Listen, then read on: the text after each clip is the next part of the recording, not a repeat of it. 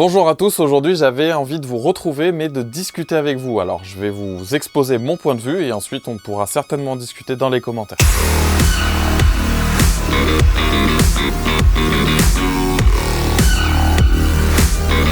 À l'heure actuelle, il y a énormément de sorties, il y a des choses qui sont programmées, qui sont déjà sorties, il y a plein d'annonces de partout. Et du coup, pour essayer d'y voir clair dans tout ça, dans toutes ces informations, je voulais vous proposer mon point de vue sur la situation et de toute façon qui sera valable dans 10 ans et qui était valable il y a 5 ans. C'est-à-dire comment plus ou moins investir en photo et ce qu'il faut investir dans tous ces nouveaux boîtiers, ces nouvelles optiques, etc. qui sortent. Du coup, c'est un petit peu le débat d'aujourd'hui. Donc on l'a vu, il y a eu le R5 et tout le monde s'est jeté dessus, finalement il chauffe. Il y a le Sony du coup aussi qui va sortir, il y a Pana avec son S5 récemment. Et du coup aussi la petite annonce furtive du GH6 qui est actuellement en cours de développement. Et j'en passe, il y a plein d'autres choses. J'ai vu Nikon là hier, un truc comme ça. Il y a DJI aussi qui sort son nouveau RS2. Mais du coup, beaucoup de gens se posent la question de dire est-ce que je dois acheter? Et il y a des gens qui ne se posent pas la question. Parce qu'il y a une question que je vous propose souvent quand même sur la chaîne, et en tout cas j'essaye, c'est pourquoi? Posez-vous la question de pourquoi vous faites les choses, qu'est-ce qui vous attire? Le débat d'aujourd'hui va se centrer un petit peu autour d'une espèce de balance. Ok, ce nouveau matos est sorti, je veux l'acheter. Pourquoi vous voulez l'acheter? Vous voulez l'acheter parce que vous avez envie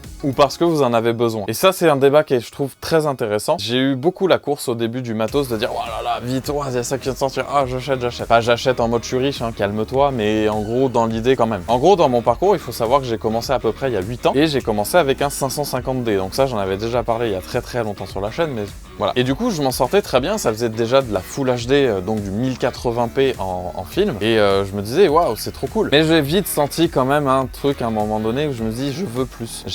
550D ça fait pas pro. Alors je travaillais déjà avec, j'ai travaillé je crois 6 mois avec. Et au bout de 6 mois j'ai acheté un 5D Mark II. Et j'y connaissais tellement rien que du coup j'avais l'objectif de kit, le 18-55 et un 50-1.8. J'achète mon 5D Mark II, je suis très content, mais je mets mon objectif dessus et là je me dis merde, mes photos sont plus lumineuses d'habitude au niveau de mes réglages et en plus, je sais pas, c'est moins serré que d'habitude. Le crop factor, donc j'étais habitué à la PSC, c'est un capteur plus petit que le full frame et du coup forcément il y a moins de champ couvert sur l'optique, donc ça fait un effet zoomé sur les petits capteurs comme ça. Ça peut être recherché, c'est très valable, on va en reparler après. Du coup je me retrouve de ça à ça. Et du coup ça a été une grosse surprise et quand je vais pour mettre ma carte SD, il y en a pas, parce que sur le 5D Mark II, c'était des cartes compact flash. Et là, je me suis dit, merde, j'ai dépensé toutes mes thunes, je suis vraiment un gros con. Parce que ça veut dire que là, maintenant, j'ai un appareil qui est absolument génial, qui est dans l'air du temps. Le 5D Mark II est un peu une légende dans le milieu. Et du coup, je me dis, j'ai plus de thunes, et du coup, je peux même pas faire de photos. J'ai un très bon boîtier, j'ai une très bonne optique, mais je peux pas faire de photos. Voilà, donc c'est le truc tout bête, mais voilà, faut bien se renseigner avant d'acheter. Et du coup, je vais rebondir un petit peu là-dessus. Déjà, il y a une énorme bataille autour des achats des capteurs. Sachez que les capteurs,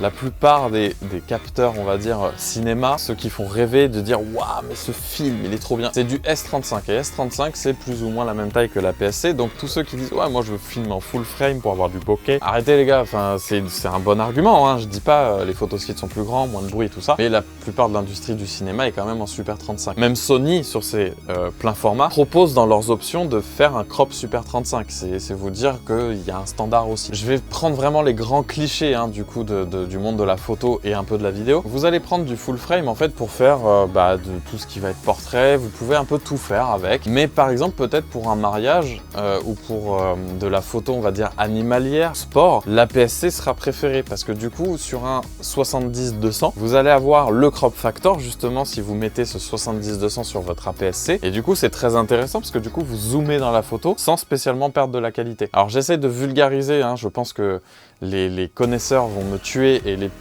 débutants vont essayer de me suivre, donc j'essaye de faire une bonne balance. Et du coup, ça transforme votre 70-200 avec un crop, on va dire, pour rester chez Canon, un crop de 1.6, ça vous donne 60% en plus. Donc si on prend 60%, votre 200 mm devient un 340 mm. Et ce, juste en changeant le boîtier. Je vous laisse imaginer, du coup, quand on est sur un micro 4 tiers et que ça fait x2. C'est exactement ce que j'avais utilisé pour la vidéo où j'avais streamé l'éclipse lunaire, puisque j'avais un 150-600 de chez Sigma en sport et du coup avec une bague d'adaptation sans lentille ça m'a permis de faire un crop x2. Ça veut dire que mon 600 mm s'est transformé en 1200 mm et vous le savez pour ceux qui ont vu ce live et sinon je vous ai mis la vidéo juste avant. Donc le capteur a un facteur très intéressant aussi là-dessus. Je prends aussi l'exemple de la macro. Si vous faites de la macro full frame, vous allez avoir un plan de netteté comme ça. J'exagère mais et quand vous allez faire à la même focale, à la même ouverture de la macro avec du micro 4 tiers, vous allez avoir ça. Donc c'est très intéressant de faire de la macro au micro 4 tiers et pas au full frame. Alors il y en a qui vont me dire oui mais du coup tu es obligé de monter les ISO sur le micro 4 tiers parce que c'est quand même un petit peu plus compliqué, les photosites sont plus petits. Oui,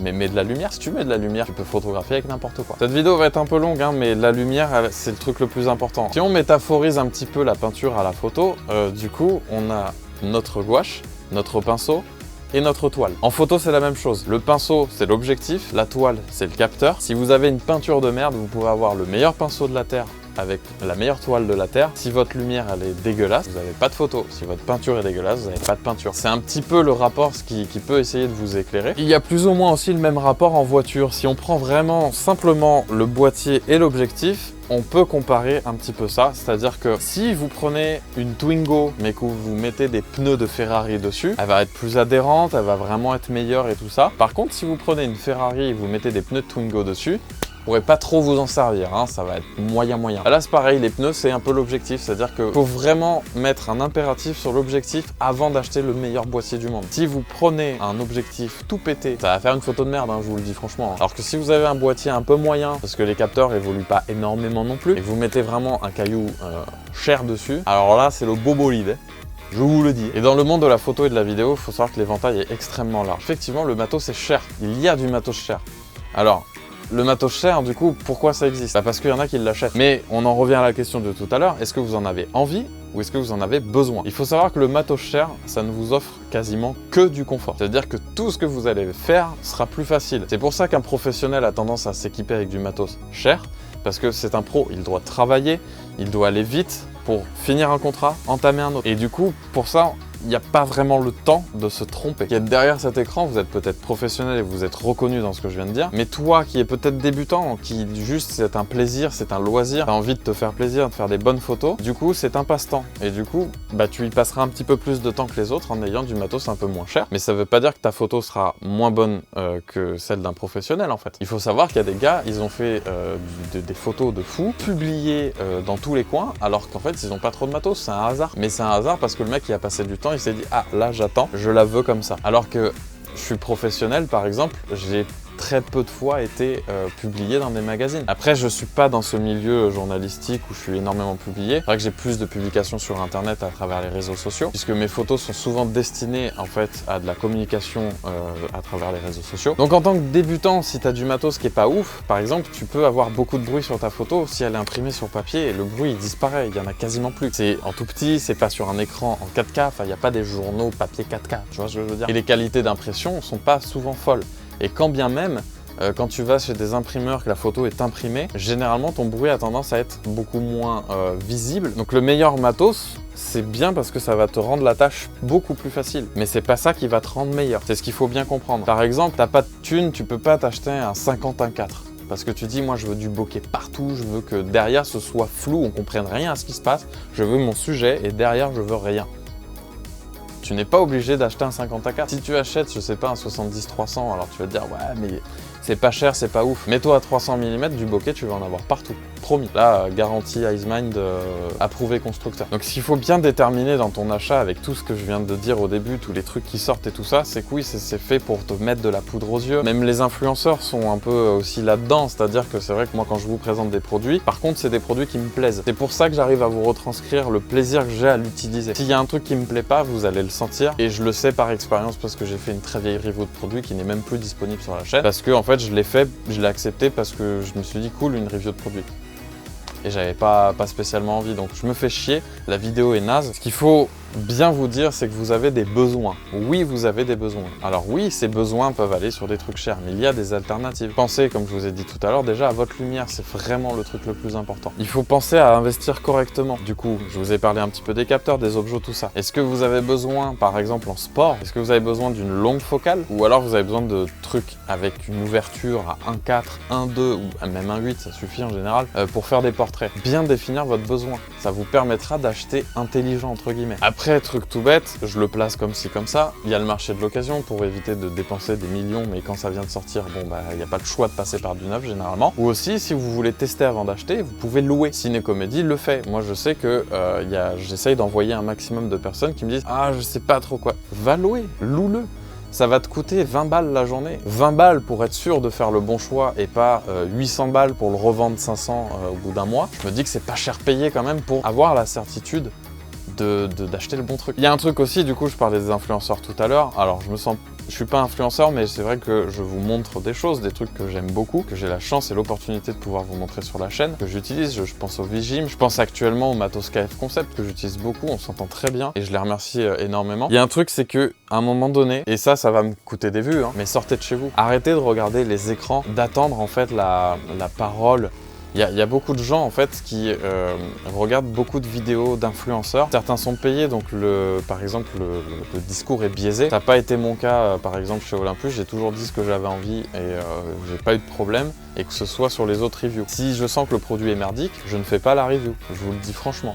À l'heure actuelle, j'ai refusé un truc. Voilà. Pour moi, c'est pas pensable de vous mentir. Voilà. En fait, je pense que c'est le meilleur truc. Prenez les avis de chacun. Faites-en votre synthèse, essayez de repérer les trucs qui vous intéressent, et à partir de là, vous faites votre propre avis, mais décrochez de votre écran. Sortez faire des photos, sortez tester des trucs, même si ça sort pas.